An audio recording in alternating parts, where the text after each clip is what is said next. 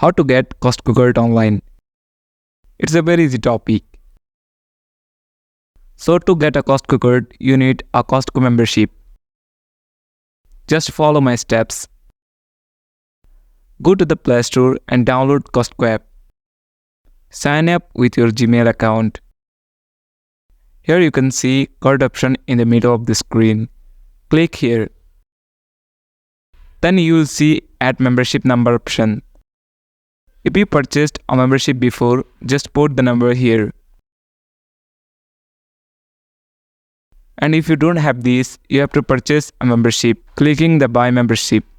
After buying membership, verify it. And when you will verify your membership, a card will appear on the screen. Download this. Thank you for watching the video.